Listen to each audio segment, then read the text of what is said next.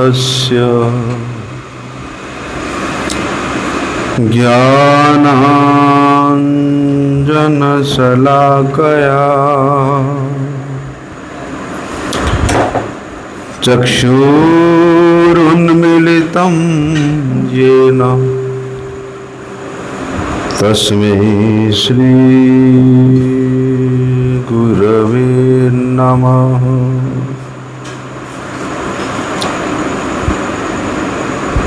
नमो महावदन्याय कृष्ण प्रेम प्रदायते कृष्णाय कृष्ण चैतन्य नामिने गौरत्रिसे नमः।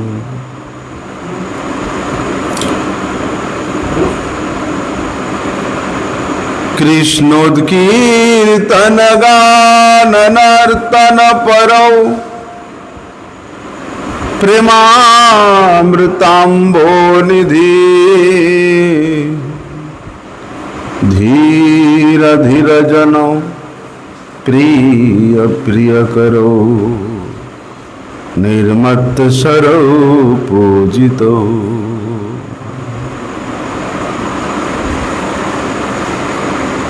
श्री चैतन्य कृपा भरौ भुवि भुवो भारा वहंतारको वंदे रूप सनातनो रघुजुगो श्रीजीव गोपालको। हे कृष्ण करुणा सिंधु दीनबंधो जगतपते गोपेश गोपिकाकांत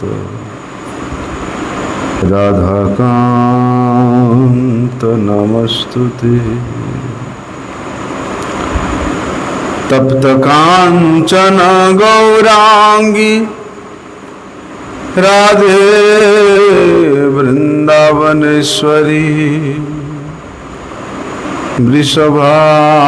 वृषभानुसुते देवी प्रणमामि हरिप्रिये। नारायणं नमस्कृत्यं नरं चैवं नरोत्तमं देवीं सरस्वती व्यासं ततो जयमुदीरये। भक्त्या विहीनमपराधलक्ष्यै क्षिप्ताश्च कामादितरङ्गमध्ये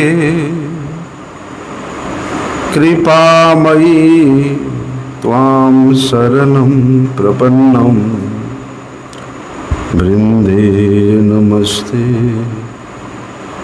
चरणारविन्दम्।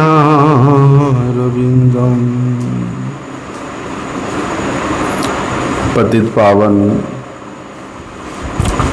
परम करुणामय परम आराध्यतम श्रील गुरुदेव नित्य लीला प्रविष्ट विष्णुपाद परमहंस श्री श्रीमद शिल भक्ति वल्लभ तीर्थ गोस्वामी महाराज जी के श्री चरण जुगल में अनंत कोटि साष्टांग दंडवत प्रणाम करते हुए उनकी हेतु की कृपा प्रार्थना करता। परम आराध्यतम शिक्षा गुरुपाद पद्म नित्य लीला प्रविष्ट विष्णुपाद परमहंस श्री श्रीमद शिल भक्ति विज्ञान भारती गोस्वामी महाराज जी के पाद पद्म में अनंत कोटि साष्टांग दंडवत प्रणाम करते हुए उनकी हेतु की कृपा प्रार्थना करता।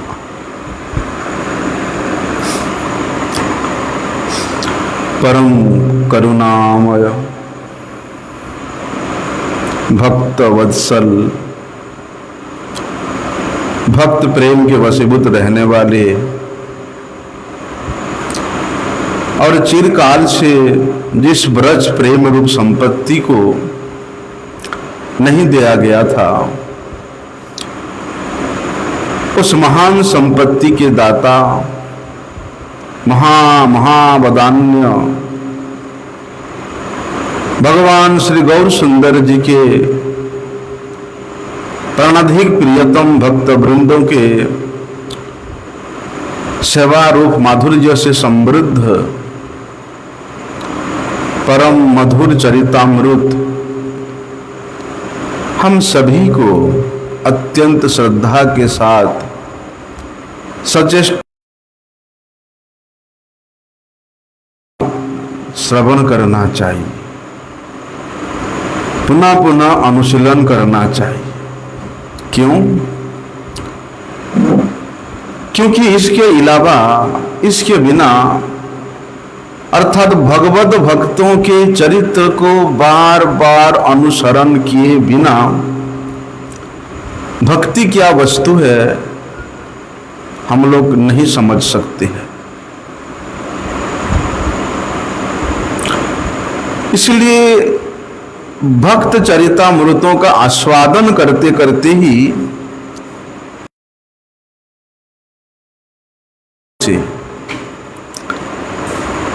हमारा चित्त वृत्ति उन भक्तों के पदार बिंदों का निष्कपट रूप से आश्रय प्राप्त करने मात्र से ही उनके चरणों में प्रेम की उदय हो जाएगी।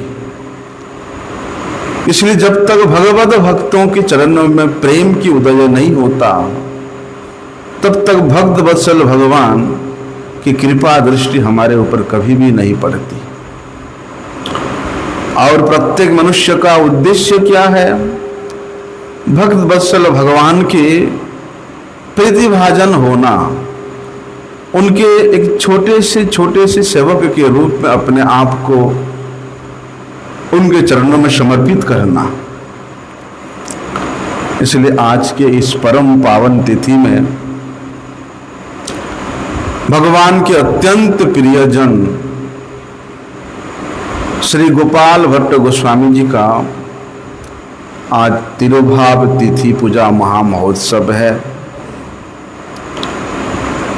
हमारे गुरुजनों ने अपना संपूर्ण जीवन यही आचरण किया कि जब जब भगवान के निज जनों का, श्रेष्ठ भक्तों का आविर्भाव या तिरुभाव तिथि उपस्थित होता है, हमारे गुरुजन उनके ही चरित्र का, उनके ही गुण महिमा का वर्णन विशेष भक्ति भाव से करते थे। क्यों? क्योंकि भगवान ने स्वयं बताया है कि भक्त की पूजा, भक्त के पूजा को वे अपनी पूजा से श्रेष्ठ बताए हैं। और श्री वृंदावन दास ठाकुर जी ने भी इस बात को बताया है कि मद भक्त पूजाभ्यधिकाः, कि आमार भक्तेर पूजा आमा हईते बड़ और वेद भागवते प्रभु कैला दौड़। स्वयं भगवान वेद भागवत में इस बात को प्रतिष्ठित किया कि मेरे पूजा से मेरे भक्त का पूजा श्रेष्ठ है। इसलिए जब इतना सुंदर सुवर्ण सुयोग प्राप्त हो रहा है कि उनके ही आविर्भाव तिरुभाव तिथि उपस्थित होता है और हमें श्रवण करने को भी मिलता है, इसलिए हमारे गुरुदेव ने श्री गोपाल भट्ट गोस्वामी जी के चरितामृत को बड़े सुंदर रूप से उन्होंने वहाँ पर रचना किया है। आइए गुरुदेव के उस कीर्तन को अनुकीर्तन के माध्यम से हम लोग श्रवण करने का प्रयास करेंगे। गोपाल भट्ट गोस्वामी, ये श्री कृष्ण लीला में अनंग मंजरी, रूप गोस्वामी जी के अनुगत और रूप मंजरी जी के प्रिय सखी, प्रिय मंजरी, अनंग मंजरी के रूप में वे कृष्ण लीला में नित्य श्री राधा कृष्ण की सेवा में रह करके उनको आनंद प्रदान करते हैं। और वही अनंग मंजरी ही श्रीमन महाप्रभु जी के इस लीला को पुष्टि करने के लिए श्री गोपाल भट्ट गोस्वामी के रूप में उनका अवतरण, उनका जन्म होता है। हमारे गुरु जी लिखते हैं कि 1422 संवत में, यानी कि 1500 शताब्दी में गोपाल भट्ट गोस्वामी दक्षिण भारत के श्री रंगम क्षेत्र है, रंगनाथ भगवान का वहाँ विशाल मंदिर है, उसी रंग क्षेत्र में श्री रंगम में कावेरी नदी के किनारे पर बेलगुंडी नामक ग्राम है, वहाँ पर इनका प्रकट हुआ था।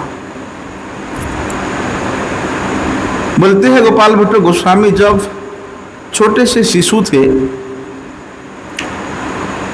तभी श्रीमन महाप्रभु जी की कृपा से इन्होंने स्वप्न में संपूर्ण नवद्वीप लीला का दर्शन किया था। नदिया में स्वयं ब्रजेंद्र नंदन श्री गौर हरि के रूप में, गौरांग महाप्रभु के रूप में प्रकट होकर के जितने भी रहस्यमयी लीलाएं की, बोलते हैं वे सब श्रीमन महाप्रभु जी ने कृपा करके गोपाल भट्ट गोस्वामी जी को सब दर्शन कराया था।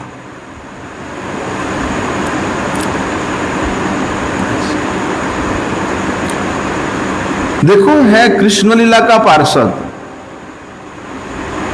अनंग मंजरी, और गौरांग महाप्रभु की लीला को पुष्टि करने के लिए कहां प्रकट हुए? दूर जाकर के दक्षिण में रंगम क्षेत्र में। बोलते इतनी दूर इनका जन्म होने के बावजूद भी श्रीमन महाप्रभु जी की कृपा से ये जान गए थे, उनको अनुभव हुआ था, वो उनको सपने में दर्शन हुआ था कि वे ब्रजेंद्र नंदन भगवान श्री कृष्ण ही सचिनंदन गौर हरि के रूप में अवतरित होकर के वे संन्यास ग्रहण किए हैं। लेकिन श्रीमन महाप्रभु जी के वो संन्यास वेश को देख करके गोपाल भट्ट गोस्वामी जी को अच्छा नहीं लगता था। वे बड़े दुखी होते थे, निर्जन होकर के, निर्जन स्थान में जाकर के वे क्रंदन करते थे। कहाँ आप हैं? सत्पुंडरिक नयनम मेघावम वैदुतांबरम वनमालिनमीश्वरम गोपी भी परिवेष्टितम चिदानंद घनम कृष्णम राधालिंगित विग्रहम। कहाँ भी भगवान यहाँ पर संन्यास वेश में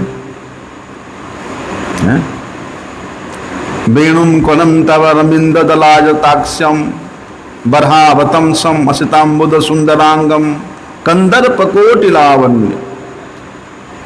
कहाँ भी भगवान यहाँ संन्यास वेश में दंड कमंडलों लेकर के नदिया के गली गली में नाम का प्रचार कर रहे हैं। तो इसको देख करके गोपाल भट्ट गोस्वामी जी का हृदय रोदन के कारण अश्रु प्रवाहित करते थे, एकांत में रोते थे। तो वही निर्जन स्थान में श्रीमन महाप्रभु जी ने बोलते स्वप्न में उनको नदिया लीला का, नवद्वीप लीला का क्या कारण है, किस कारण से वे नंदनंदन श्री कृष्ण यहाँ भक्त के रूप में सची माता के यहाँ श्री गौरांग महाप्रभु के रूप में प्रकट हुए हैं, वो सब दर्शन कराए। और उसको दर्शन करने के बाद जो प्रेम कलेवर श्रीमन महाप्रभु जी के उस तत्व को जानने के बाद गोपाल भट्ट गोस्वामी प्रेम में विभोर हो गए, प्रेम में क्रंदन करने लगे। तब श्रीमन महाप्रभु जी ने बोलते गोपाल भट्ट को अपने गोद में उठाया और अपने नेत्रों के जल से प्रेमाश्रु के द्वारा उन्होंने गोपाल भट्ट के संपूर्ण शरीर को सींच डाला और कहा कि गोपाल, मेरे प्रति तुम्हारा ये जो प्रेम है, मेरे प्रति तुम्हारा ये जो भाव है, ये हमेशा अक्षुण्ण रहेगा। इसलिए इस प्रेम अश्रु रूपी इस प्रेम प्रवाह को तुम अपने हृदय में संचारित करके रखना। कभी इसको दूसरे को बखान नहीं करना, दूसरे को इसको कभी बोलना नहीं। इसलिए हमारे गुरुजनों ने भी यही कहते थे, यदि किसी साधक को स्वप्न में ही भगवान के अनुभव होता है, स्वप्न में ही भगवान के कुछ लीला का दर्शन होता है, स्वप्न में ही गुरुजनों का दर्शन होता है, बोलते इसको छुपा करके रखना, इसको किसी के सम्मुख बताना नहीं। क्योंकि ये जो प्रेम है ये सबसे मूल्यवान वस्तु है। और यदि अनधिकारी व्यक्ति के पास इस प्रेम के विषय में, इस मूल्यवान वस्तु के विषय में बता दें तो आपके हृदय का प्रेम का जो स्थिति है वो धीरे धीरे छिन्न विछिन्न हो जाता है। इसलिए कभी भी किसी को अपने अनुभव की बात नहीं बताना। लेकिन देखो, हमारे गोस्वामी गणों ने जितने भी भगवान के लीला चरित्र का वर्णन किया है वे सब उनका अनुभव है, वे साक्षात रूप से उनको दर्शन किए। वे इतना उदार है कि जगत के कल्याण के करने के लिए उन्होंने अपने उस उदारता का परिचय देते हुए अपने संपूर्ण अनुभूति को उन्होंने ग्रंथ के आकार में प्रकाशन किया है।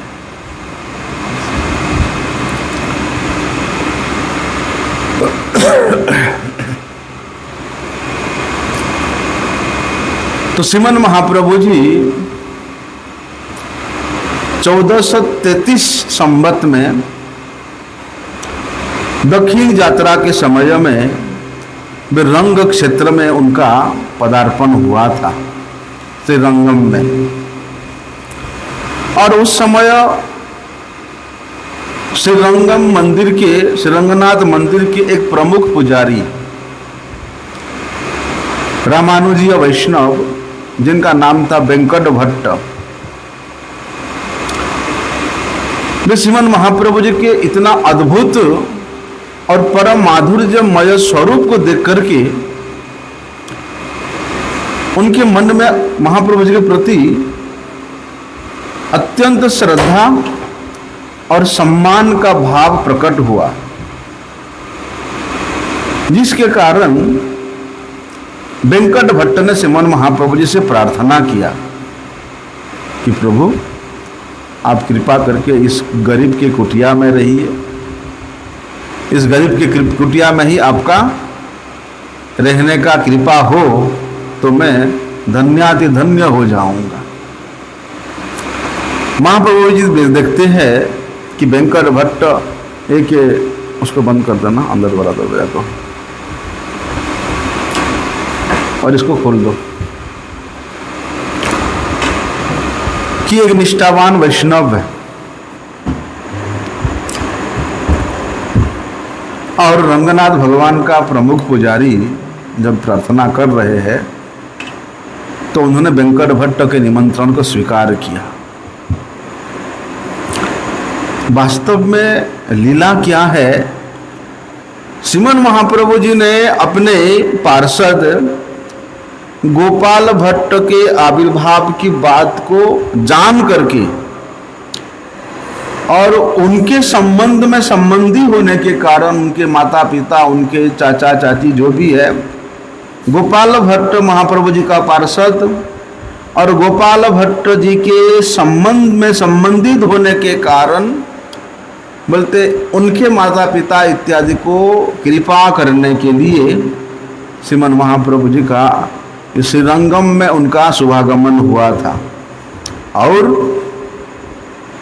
गोपाल भट्ट जी के जो पिताजी है वेंकट भट्ट, उनके घर में ठहरने का, रहने का, लीला का भी वहाँ सबको व्यवस्था हुआ था। तो बोलते जिस समय श्रीमन महाप्रभु जी ने वेंकट भट्ट के घर में निवास कर रहे थे उस समय गोपाल भट्ट का आयु 4 साल का था, छोटे से थे। लेकिन श्रीमन महाप्रभु जी के चरणों की सेवा करने का सौभाग्य गोपाल भट्ट जी को विशेष रूप से प्राप्त हुआ था। श्रीमन महाप्रभु जी ने गोपाल भट्ट और उनके परिवार के परिजनों की सेवा शुश्रूषा को देख करके बड़े प्रसन्न हुए। लेकिन उनको एक बात का अनुभव हुआ, वेंकट भट्ट उनके मन में कुछ अभिमान है। किस प्रकार का अभिमान कि हम जो है भगवान रंगनाथ के प्रमुख पुजारी है और हमारा जो आराध्य है भगवान श्री नारायण, बोलते ये सबसे श्रेष्ठ है।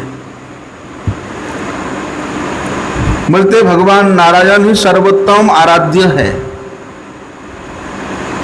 उनके मन में ऐसा था कि भगवान नारायण ही अवतारी है और उन्हीं से ही, नारायण से ही राम जी का प्रकट हुआ, नारायण से ही कृष्ण प्रकट हुए, नारायण से ही नरसिंह कूर्म बराह जितने अवतार वे सब नारायण से ही हुए।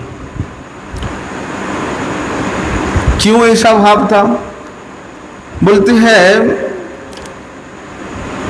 नारायण जो है ये अनादि है, ये जन्म रहित है। लेकिन कृष्ण के जन्म के बारे में सुनते हैं, राम जी के जन्म के बारे में सुनते हैं, है ना। इन सब का जन्म होता है, इन सब का आविर्भाव होता है। लेकिन नारायण बोलते वो अजन्मा है। तो कहते हैं श्री चैतन्य महाप्रभु जी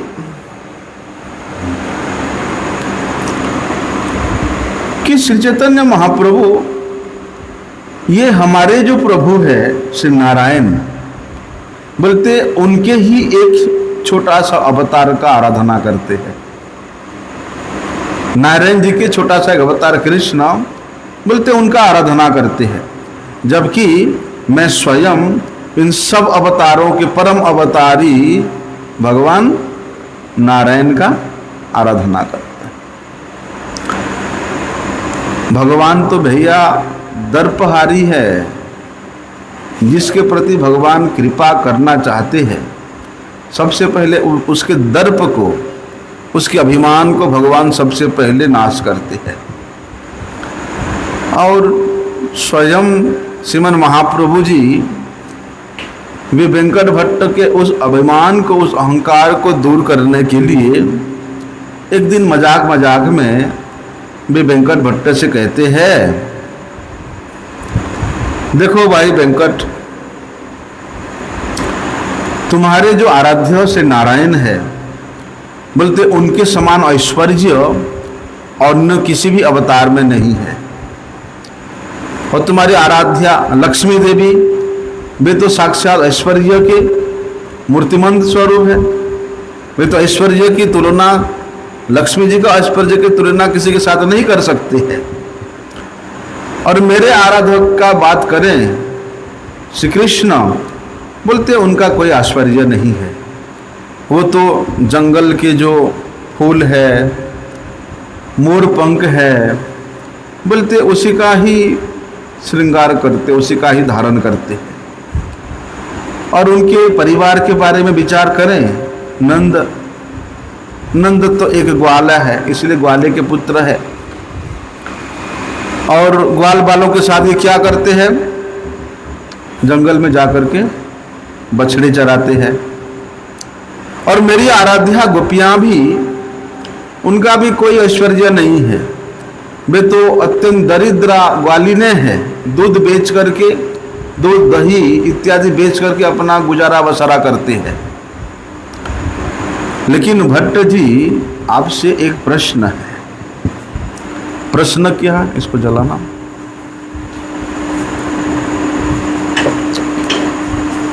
बोलते तुम्हारे जो आराध्या लक्ष्मी देवी है, ऊपर का स्विच दे दो, उसके ऊपर एक स्विच है, वो साइड से इसमें है, ऊपर में हाथ लगा, ऊपर में, और ऊपर स्विच है एक।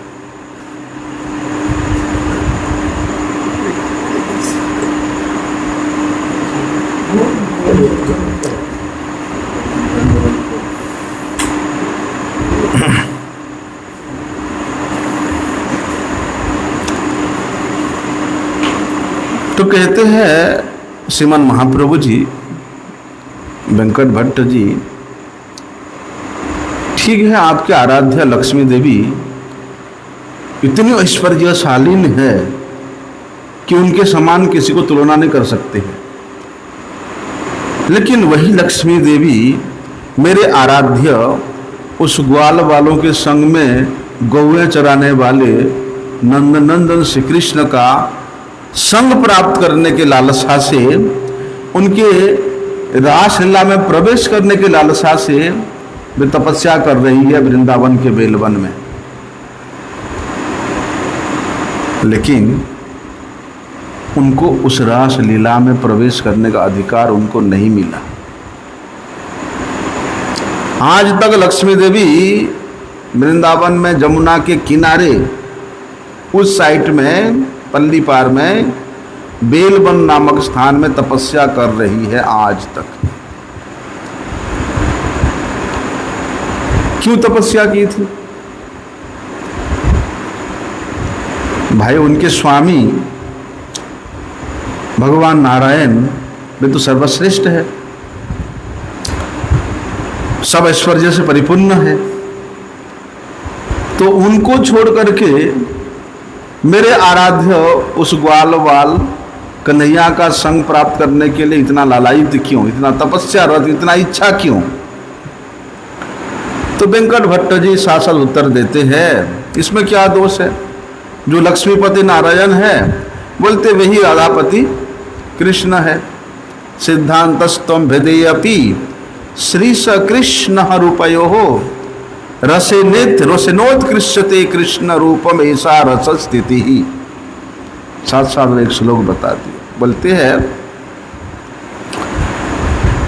श्री कृष्ण में रस अधिक होने के कारण लक्ष्मी देवी जी ने श्री कृष्ण का संग प्राप्त करने की लालसा से उनकी तपस्या की थी। तो महाप्रभु जी कहते हैं, मैं दोष की बात नहीं कह रहा हूं आपसे, क्योंकि श्री कृष्ण और श्री नारायण में तत्वतः कोई भेद नहीं है, एक ही तत्व है। वहां केवल रस का भेद है। सिद्धांत भेदेयपि श्री स कृष्ण रूपयो रसेनोत्कृष्यते कृष्ण रूप। बोलते वहां रस में भेद है। किस प्रकार का भेद? बोलते माधुर्य लीला में जो श्री कृष्ण है, ऐश्वर्य लीला में वो नारायण है। कृष्ण लीला में जो श्रीमती राधा रानी है, बोलते श्री नारायण लीला में वे लक्ष्मी देवी है। इसलिए श्री कृष्ण का संग प्राप्त करने की लालसा से तपस्या करने पर भी ऐश्वर्य के देवी लक्ष्मी जी को किसी प्रकार का कोई सतीत्व की हानि नहीं हुई है। भाई देखो, उनके सतीत्व का हानि नहीं हुआ है। यद्यपि वे नारायण की पत्नी है, लेकिन किसके साथ संग करने का इच्छा हो रहा है? कृष्ण के साथ लीला करने का इच्छा हो रहा है। सतीत्व का यहां नष्ट क्यों नहीं हुआ? क्योंकि जो श्री कृष्ण है वही श्री नारायण है। तो महाप्रभु जी कहते हैं, देखिए मैं आपके लक्ष्मी देवी के दोष की बात नहीं कह रहा हूं यहां। ठीक है, लक्ष्मी देवी तपस्या की, भाई यदि एक ही है तो उसके लिए तपस्या करने की जरूरत क्या है? वो सीधे प्रवेश करते थे ब्रज के लीला में, रास लीला में, हैं? और वहां लक्ष्मी देवी बोलते थे, प्रभु मेरे पति नारायण और आप में तो कोई भेद नहीं है, वो जो है आप वही है, इसलिए मुझे आपकी लीला में प्रवेश का अधिकार दो। लेकिन नहीं मिली। तो महाप्रभु कहते हैं कि लक्ष्मी देवी जी के तपस्या करने पर भी श्री कृष्ण के रास लीला में उनको प्रवेश का अधिकार क्यों नहीं मिला? अब भाई वेंकट भट्ट इसका कोई उत्तर नहीं दे पाए, बड़े दुखी हुए। लेकिन श्रीमन महाप्रभु बोलते, वेंकट भट्ट के इस चिंताग्रस्त को, इस शोकग्रस्त दुखग्रस्त चित्त में थोड़ा आनंद प्रदान करने के लिए, उनको तसल्ली देने के लिए कहते हैं, अरे तुमने तो पहले ही खुद बता दिया था कि सिद्धांततः लक्ष्मीपति नारायण और राधापति कृष्ण में कोई भेद नहीं है। तभी श्री कृष्ण में रस के उत्कर्षता अधिक है। जहां भगवान नारायण में 2.5 रस की अभिव्यक्ति है। कितना? 2.5 रस की अभिव्यक्ति है। बोलते वहीं पर नंदनंदन श्री कृष्ण में 5 मुख्य रस और 7 गौण रस, अर्थात मोट टोटल मिलाकर के 12 रसों की परिपूर्ण अभिव्यक्ति है भगवान नंदनंदन श्री कृष्ण में।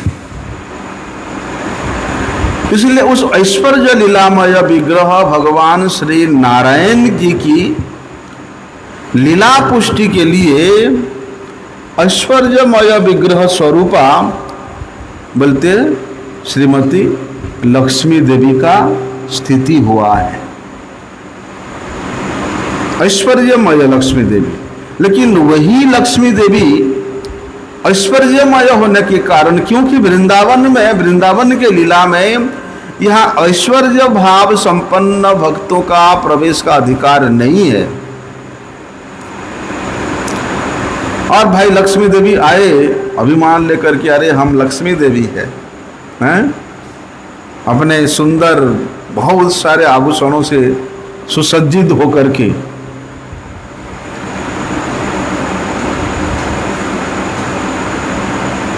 लेकिन ऐश्वर्य से सुसज्जित होकर के वृंदावन में प्रवेश का अधिकार नहीं मिलता। इसलिए वे लक्ष्मी देवी जी ही माधुर्य लीला की पुष्टि करने के लिए यहाँ वृंदावन के लीला में वे स्वयं श्रीमती राधिका ही है।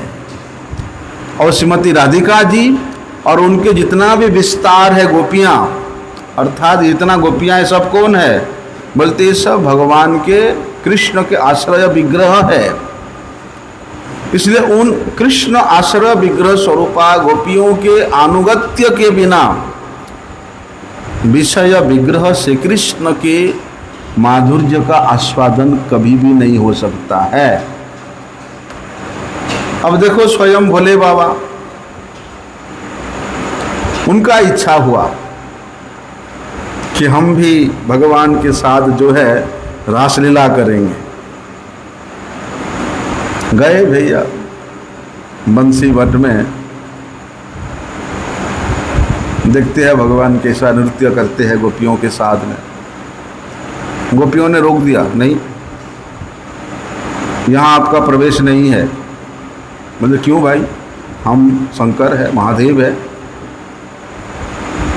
भगवान का बड़े प्यारे है।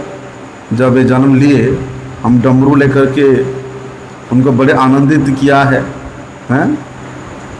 आशेश्वर के नाम से, हैं? बड़ा उनको आनंदित किया नंदगांव में। और अभी बड़े हो गए तो हमको क्यों दर्शन नहीं दोगे? बोलते नहीं हो सकता है, क्योंकि आप में पुरुष का भाव है। जब तक गोपी भाव प्राप्त नहीं होगा तब तक आप इस लीला में प्रवेश नहीं कर सकते हो, इस लीला का दर्शन नहीं कर सकते हो। पहले आपको गोपी भाव प्राप्त होना पड़ेगा।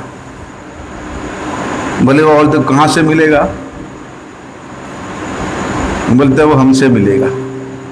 इस ललिता और विशाखा भोले बाबा को गोपी भाव प्रदान करते हैं, गोपी रूप में उनको सजाते हैं, इसलिए उनका नाम पड़ गया वृंदावन में गोपीश्वर महादेव। तब जाकर के उनको भगवान के उस बंसी बट स्थित लीलाओं का दर्शन हुआ। इसलिए गोपियों के अनुगत्य के बिना वृंदावन के लीला का आस्वादन दर्शन नहीं हो सकता। तो यहाँ पर लक्ष्मी देवी ने गोपियों का अनुगत्य नहीं किया था और ऐश्वर्य भाव लेकर के तपस्या की है, इसलिए बार बार उन्हें भगवान नारायण का ही संग प्राप्त हुआ, श्री कृष्ण का संग नहीं मिल सका। इसलिए श्रुतियों ने गोपियों का अनुगत्य करके राग मार्ग में प्रवेश करके भगवान कृष्ण की प्राप्ति की थी। इसलिए ईश्वर बुद्धि जब तक रहता है, भगवान बुद्धि जब तक रहेगा, परमेश्वर बुद्धि जब तक रहेगा भगवान नंदनंदन श्री कृष्ण में, तब तक आप रागानुगा ब्रज भावना में भावित होकर के उनका भजन नहीं कर सकते। क्यों?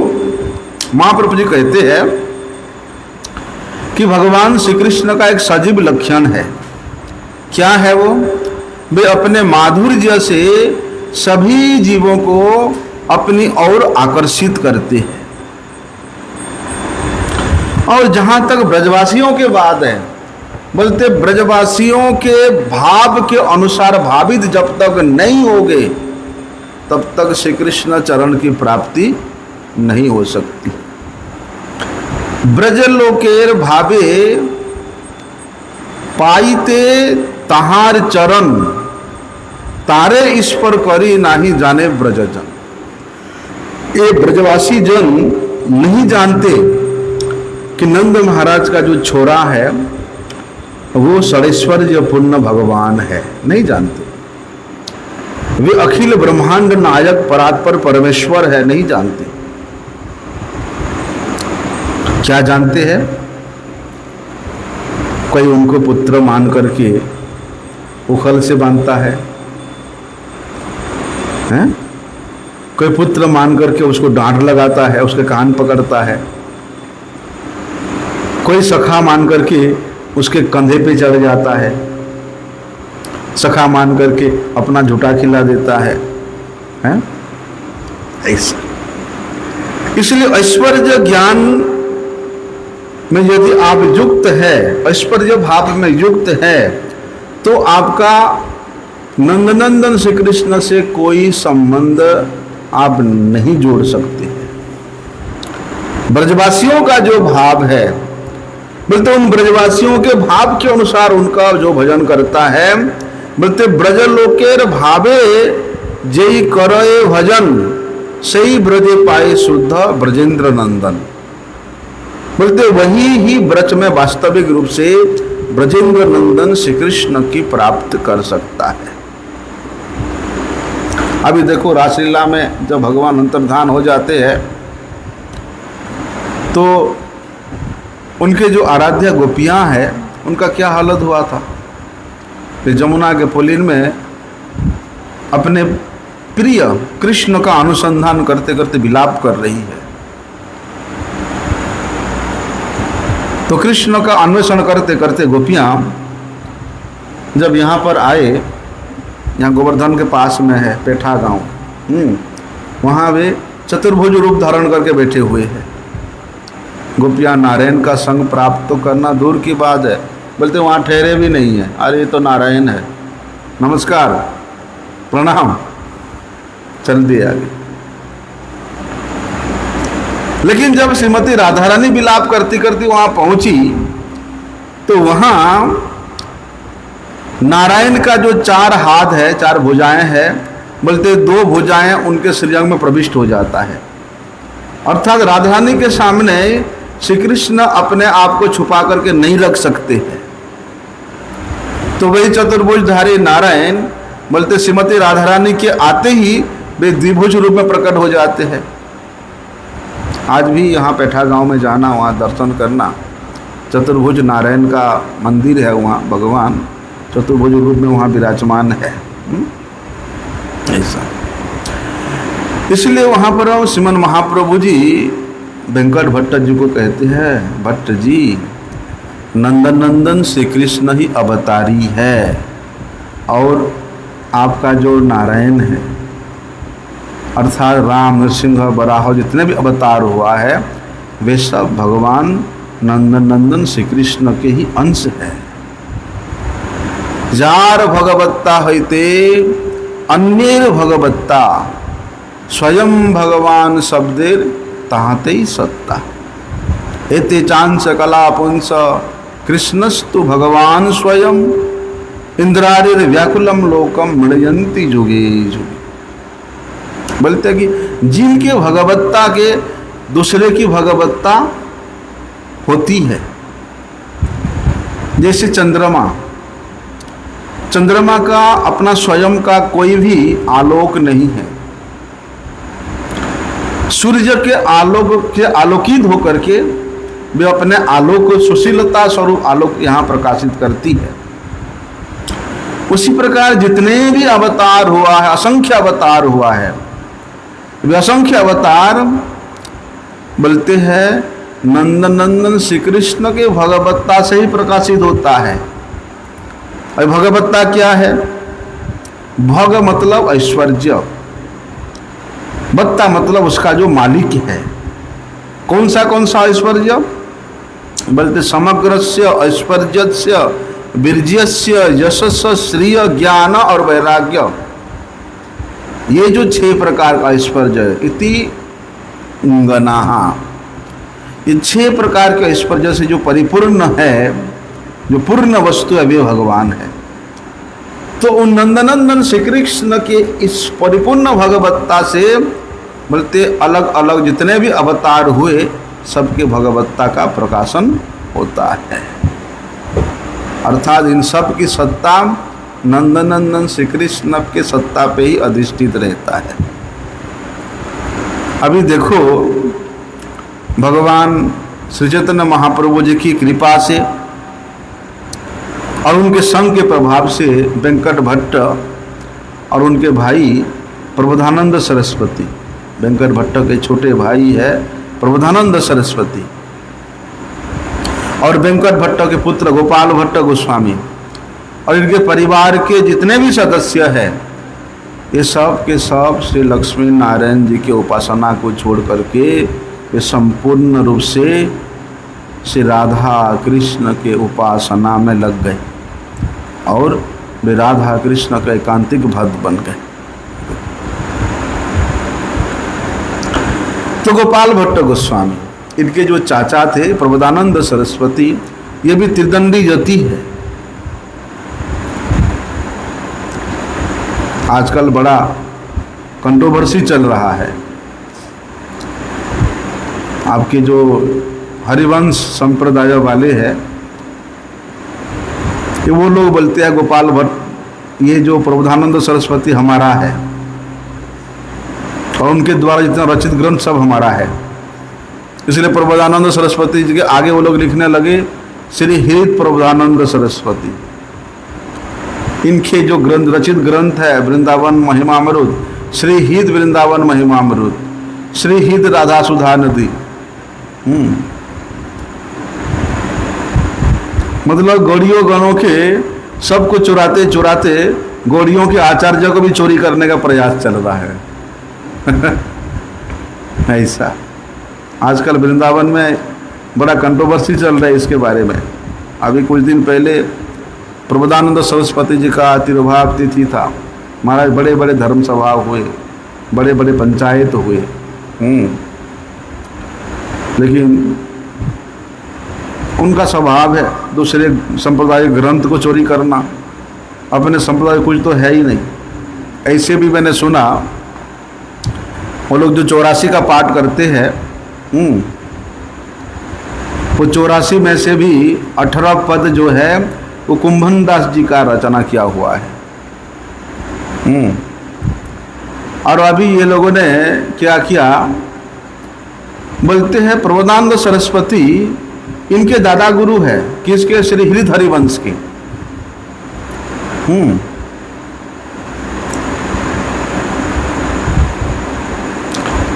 किस प्रकार से दादा गुरु हुए?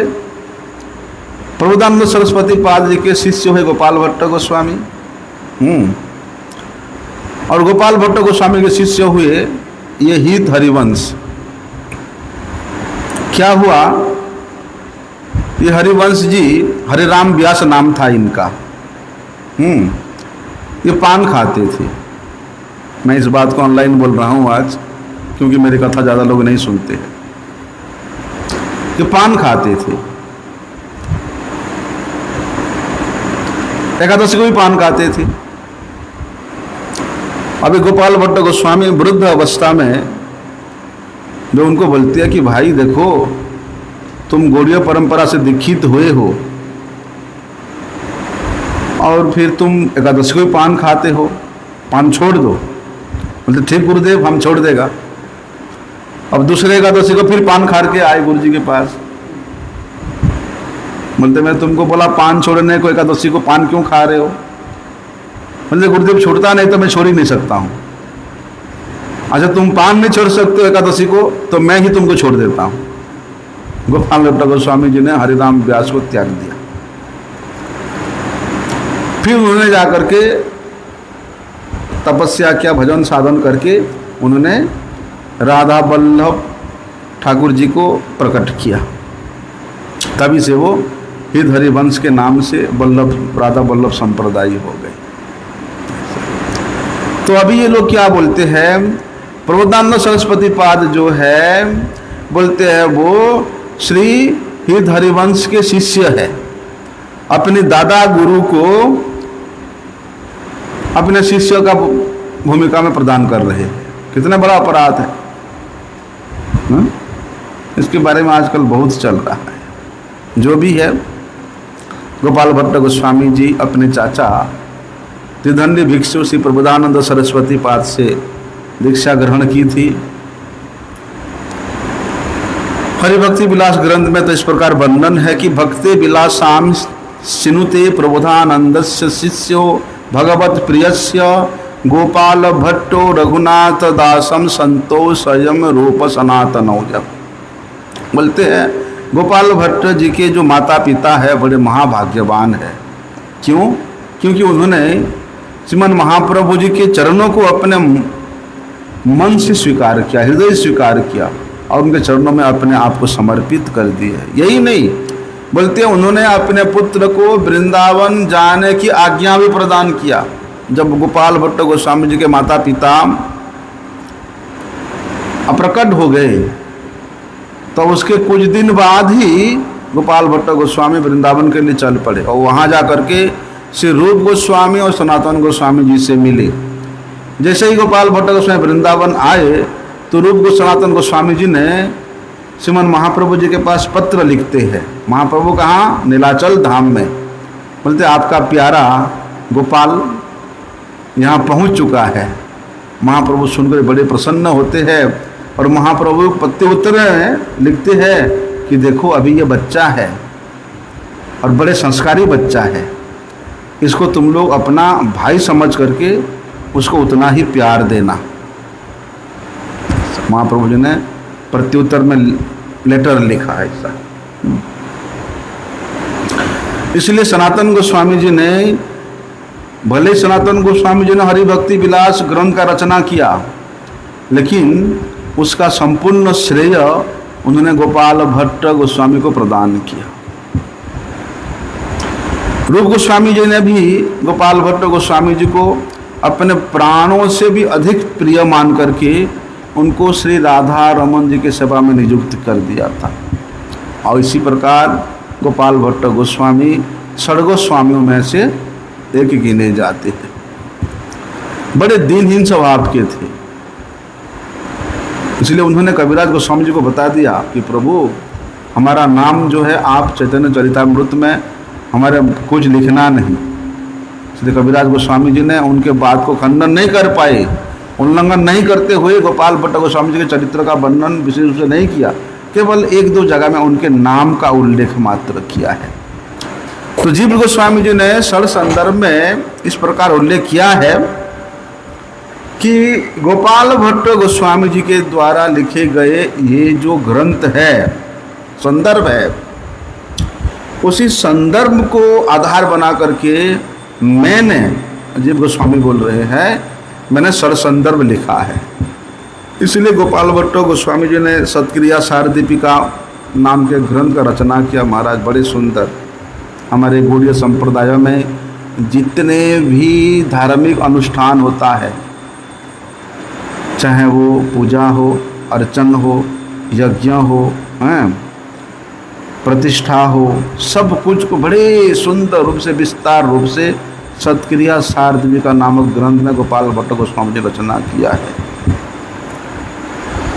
और बोलते हैं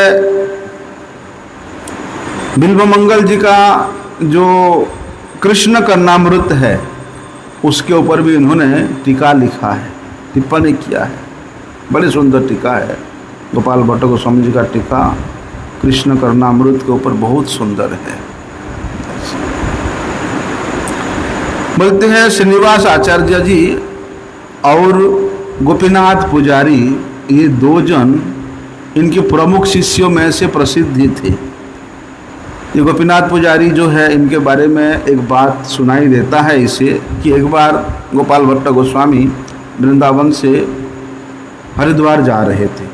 तो जाते जाते उन्होंने, हरिद्वार के पास में सहारनपुर पड़ता है, वहाँ पर एक बड़े भक्तिमान ब्राह्मण ने गोपाल भट्ट गोस्वामी जी से प्रार्थना किया कि प्रभु आज एक दो दिन हमारे घर में आप रुकिए और हमें आपकी सेवा प्रदान कीजिए। गोपाल भट्ट गोस्वामी ठीक है, ब्राह्मण है, इतना उत्साह से बोल रहा है, चलो रह जाते हैं। लेकिन वो ब्राह्मण पुत्रहीन था, उसका कोई संतान नहीं था।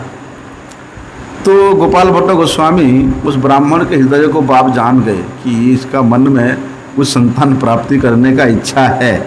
इसलिए गोपाल भट्ट गोस्वामी कहते कोई बात नहीं, तुम प्रकाश नहीं करना भी मुझे पता चल गया, तुमको एक हरिभक्ति परायण पुत्र की प्राप्ति होगी। ब्राह्मण ने वादा किया कि प्रभु आपकी कृपा से यदि पुत्र प्राप्ति होता है तो मैं वो पुत्र को आपके ही सेवा में नियोजित कर दूंगा। महाराज उस ब्राह्मण को गोपाल भट्ट गोस्वामी जी की कृपा से एक बड़े सुंदर पुत्र की प्राप्ति हुआ और वही ब्राह्मण पुत्र आकर के गोपीनाथ पुजारी के नाम से इनका प्रथम शिष्य बना है। ऐसा कहा जाता है कि श्रीमन महाप्रभु जी ने गोपाल भट्ट जी के प्रति अत्यंत स्नेह से भर करके नीलाचल धाम से अपना डोर, कोपिन और एक काली सी लकड़ी जिसको महाप्रभु बैठ करके अपना घुटनों को रखते थे आधार बना करके, बोलते उसको यहाँ गोपाल भट्ट के लिए भेजा। आज भी वे डोर, कोपिन और आसन राधारमन मंदिर में है। ऐसा तो गोपाल भट्ट गोस्वामी जी जब उत्तर भारत में तीर्थ भ्रमण पर गए थे, कहाँ, वहाँ नेपाल गंडकी नदी में, तो वहाँ पर उनको एक शालिग्राम शिला मिला था और वही शालिग्राम शिला को ला करके यहाँ उनको साक्षात ब्रजेंद्र नंदन के रूप में उनका वे पूजा करते थे। लेकिन ऐसा भी कहते हैं कि गोपाल भट्ट गोस्वामी जी के पास एक शालिग्राम नहीं, बोलते 12 शालिग्राम था, 12 शालिग्राम था और वे 12 शालिग्राम को प्रत्येक दिन सेवा करते थे। एक बार उन्होंने गोविंद मंदिर में गए, भंडारा था और राधा गोविंद मंदिर जो है गोविंद देव जी को प्रकट किसने किया था? रूप गोस्वामी जी ने। और रूप गोस्वामी जी ने बड़े सुंदर भाव से गोविंद जी को श्रृंगार किए हैं। इतना सुंदर श्रृंगार कि सबके मन को मोहने वाला।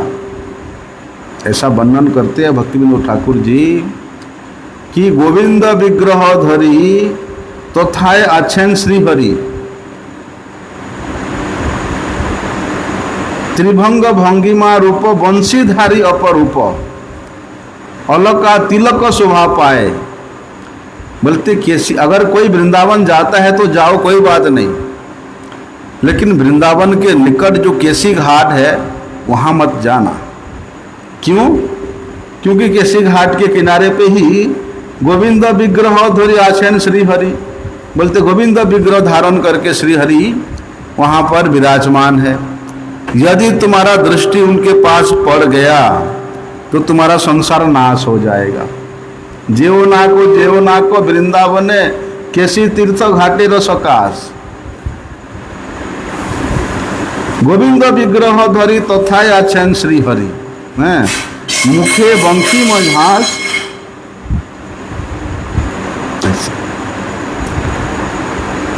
इसलिए हे विषयी जन, हे संसारी जन, वृंदावन में कभी भी किसी घाट के समीप मत जाना।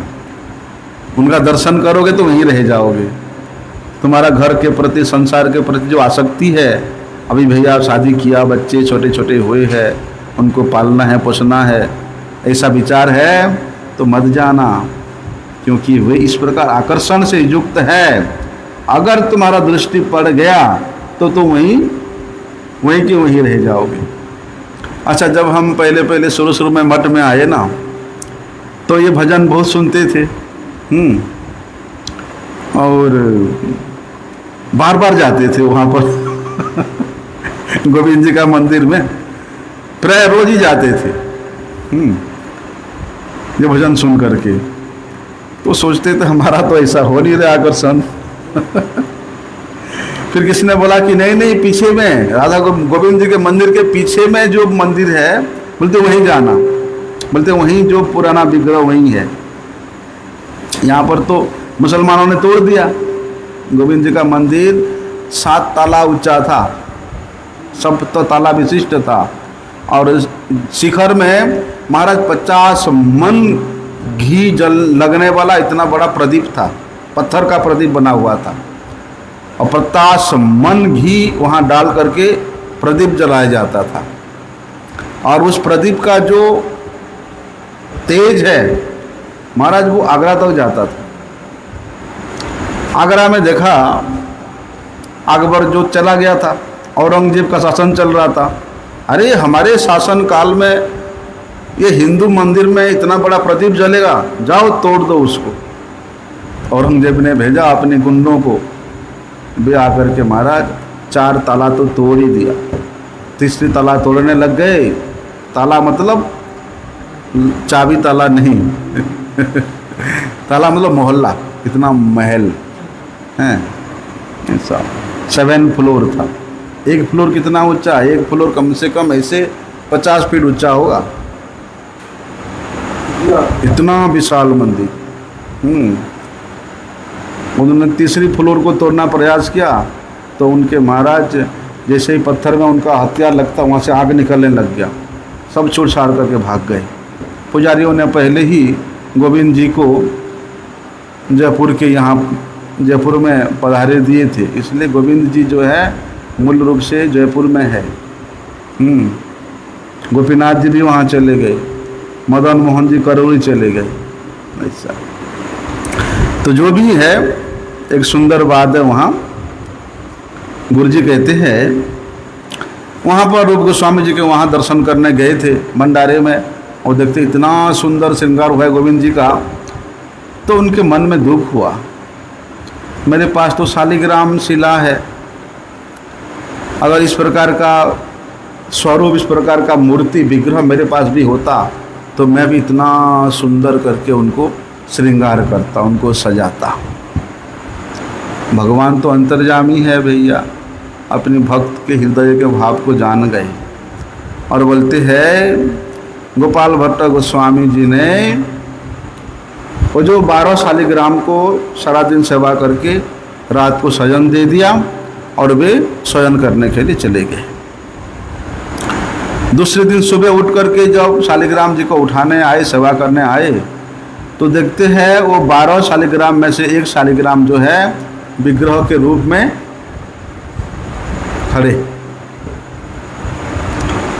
अब भाई शालिग्राम जी से विग्रह प्रकट हो गए, ठाकुर जी प्रकट हो गए, ठाकुर जी प्रकट हो गए। रूप गोस्वामी, सनातन गोस्वामी, सब जनों ने आए। रूप गोस्वामी ने नामकरण किया राधा रमन हैं, और वही राधा रमन जी को दर्शन करके सभी प्रेम में विभोर हुए। और रूप गोस्वामी जी ने अपने छोटे भाई सदरुष गोपाल भट्ट जी को उस राधा रमन का सेवा प्रदान किया। वही विग्रह आज भी राधा रमन मंदिर में इतनी छोटी सी 6 इंच का विग्रह है। शालिग्राम तो बड़ा, 6 इंच का बल्ब बड़ा होगा, इतना 6 इंच का ठाकुर राधा रमन जी है। उनको इतना सुंदर श्रृंगार होता है महाराज। वृंदावन में बड़ी प्रसिद्धि है।